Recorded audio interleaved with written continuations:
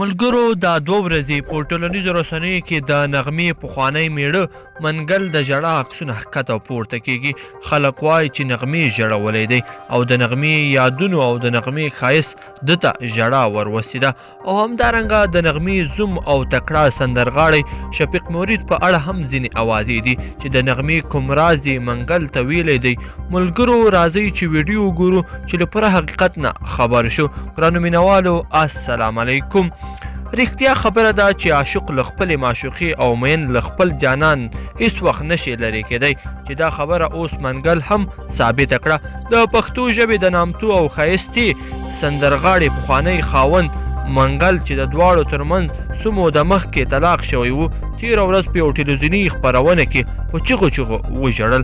هغه دغه خپرونه کې ځینې شعرونه وویل چې د وروستي شعر پر مهال ساه بندیږي او په چغو چغو ژاړي چې دغه ویډیو بیا په ټولنیزو رسنیو کې لاس په لاس شوې ده.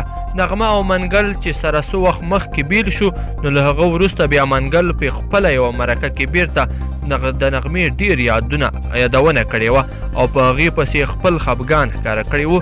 تېرو ورځو کې د نغمې یو نوې سندره یعنې ربابي ملنګ راشه هغه هم خپره شوې ده، خو هغې خپل پخوانی ملنګ یعنې منګل په ژوندۍ خپرونه کې په خپلو یادونو وژړاوه. د نغمې او منګل د واده ډېر کلونه تېر شوي، دواړه د پښتو ژبې نامتو سندرغاړي دي چې ډېری وخت یې ګډې سندرې هم ویلي دي او همداراز سندرې په هر وخت کې ځای په ځای اورېدل کېږي، چیرته چې په پښتو ژبه خلک هم پوهیږي. په ټولنیزو رسنیو کې هم دا موضوع لاس په لاس شوې ده. د یوسفزي په نوم یو کس نغمې ته په اشارې لیکلي دي چې سړی د ډېر کړولی دی، د نر روح کې په اسانه نه راځي. هغه همداراز په خپلو خبرو کې لیکلي د شعر ویلو وخت کې ستونی بغز ونیو. ځینې واقعیتونه خپله ځان ښیي. د لومړي ځل لپاره مې منګل دغه حالت کې ولیدلو. د عشق درد یې په خبرو کې فراري وهي. انسان باید ترحم ولري.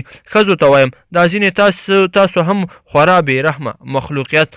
خو لیکوال او سیاسي شنونکی عصمت قانع هم بیا په دې تړاو لیکل کړي دي او وایي چې نغمه به څه وي چې منګل وژړوي. هغه وایي چې منګل نغمې نه دی ژړولی، بلکې د پښتنو دغه حالت جوړولی دی چې اوس هم ورته هنرمند ډم ښکاري او په سپک نظر ورته ګوري. ګرانو کتونکو او مینوالو په دې هیله چې دغه ویډیو مو خوښه شوې وي، که چېرې مو ویډیو خوښه شوې وي درسره لایک کړئ او نورو دوستانو سره یې هم شریکه کړئ. مننه.